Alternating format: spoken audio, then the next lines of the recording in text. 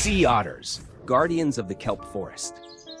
In the chill waters along the North Pacific coast, an unlikely hero floats among the kelp. With dark, expressive eyes and nimble hands, it looks more like a stuffed animal than a warrior of the sea. But don't be fooled. This is the sea otter, a keystone species, a master of survival, and one of the ocean's most important protectors. Join us as we dive into the secret life of the sea otter, a tale of fur, family, and fierce determination. The sea otter, Anhydra lutris, is the heaviest member of the weasel family and the smallest marine mammal in North America. Adult males can weigh up to 90 pounds. They may be small, but they are marvels of adaptation. Unlike whales or seals, otters don't have a thick layer of blubber. Instead, their survival depends on the thickest fur in the animal kingdom, up to 1 million hairs per square inch. This luxurious coat traps air and forms an insulating layer that keeps cold water out. But it must be constantly maintained. Otters spend several hours a day grooming, spinning, and fluffing their fur to stay warm, dry, and buoyant.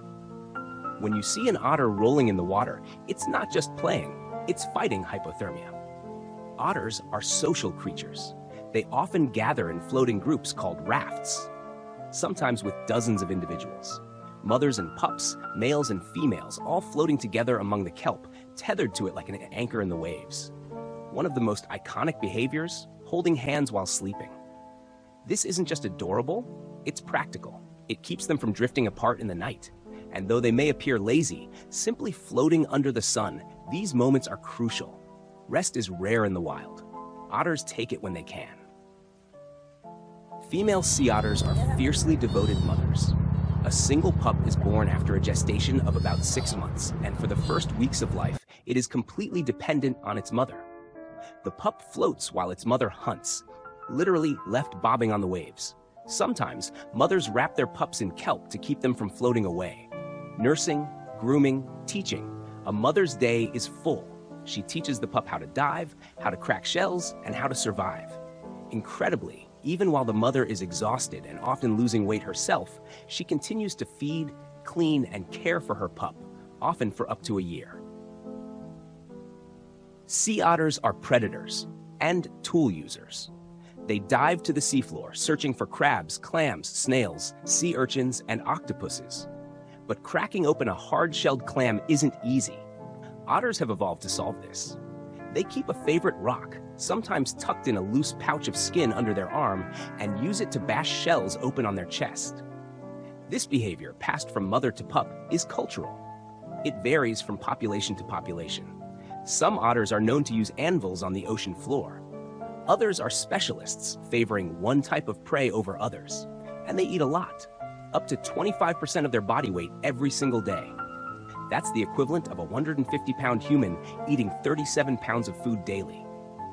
Their appetite may be large, but its effect on the ecosystem is even larger. Sea otters are what scientists call a keystone species, a species that holds entire ecosystems together. In areas where sea otters are absent, sea urchin populations explode.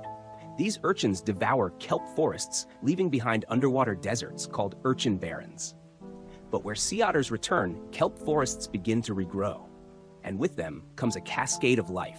Fish, crustaceans, sea stars, and even carbon storage increase dramatically. By simply eating their preferred prey, sea otters are shaping entire marine environments. Their survival directly benefits biodiversity, climate regulation, and the health of coastal waters. But the sea otter's story is not without hardship. In the 18th and 19th centuries, the fur trade nearly wiped them out. Valued for their dense pelts, sea otters were hunted relentlessly. By the early 1900s, their population plummeted from hundreds of thousands to fewer than 2,000 across the Pacific Rim. International protection came too late for some populations, but not all. Thanks to decades of conservation efforts, reintroduction programs, and public support, sea otters have returned to parts of Alaska, California, and British Columbia. Still, they are far from secure. Oil spills, disease, entanglement in fishing gear, and pollution continue to threaten their recovery. Today, sea otters are a symbol of what's possible. With care, science, and global cooperation, we can restore balance to broken ecosystems. By protecting sea otters, we protect entire marine forests. We protect the carbon-capturing power of kelp. We protect coastal resilience. So next time you see an otter floating on its back, cracking open a clam, or cuddling a pup in the surf, remember, it's not just nature putting on a show.